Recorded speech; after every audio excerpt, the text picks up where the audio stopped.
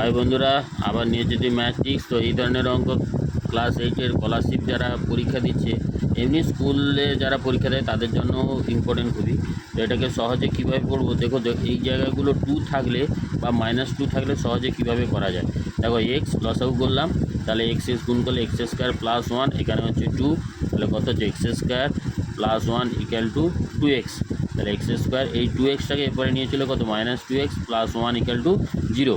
তো এইটা দেখো A square minus 2ab plus B square, এটা বি স্কোয়ার হচ্ছে, তাহলে এটা আমরা লিখতে পারি a মাইনাস বি এর হোল স্কোয়ার ইকুয়াল টু 0, অর্থাৎ এক্স মাইনাস 1 সমান 0। যদি বর্গমূল করা তাহলে এক্সের মান কত দাঁড়াচ্ছে না 1।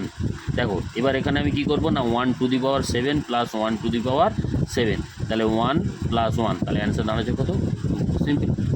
তো এই জায়গাটা দেখো, এই জায়গাটা করবো কি এক্স, তাহলে লসাগু দাঁড়াচ্ছে x square plus 1 equal to -2, তাহলে x square plus 1 equal to -2x, তাহলে এক্স স্কোয়ার -2x এপারে চলে এলে প্লাস 2x প্লাস 1 সমান 0, তাহলে এখানে দাঁড়াচ্ছে কত এক্স প্লাস 1 সমান এর হোল স্কোয়ার সমান 0, অর্থাৎ এক্স সমান হচ্ছে এক্স প্লাস 1 সমান হচ্ছে 0, অর্থাৎ এক্স সমান হচ্ছে এর প্লাস 1, তাহলে এপারে এলে -1।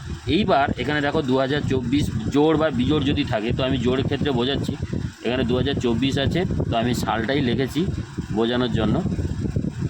দেখো -টু দি পাওয়ার এটা জোড় সংখ্যা, মানে 2024 মানে জোড়, আর এখানে -1 টু দি পাওয়ার জোড়, মানে তো এই জোড় মানে এটা ইভেন নাম্বার। আর যদি অড নাম্বার থাকতো, যদি ইভেন নাম্বার হয় তাহলে এখানে +1, এখানে যদি ইভেন আছে ইভেন নাম্বার তাহলে ওকে এখানে 1, তাহলে দাঁড়াচ্ছে কত 2। আর যদি অড নাম্বার হতো মানে 2023 বা যে 7 এরকম যদি কিছু আসতো তাহলে -2 হয়ে যেত।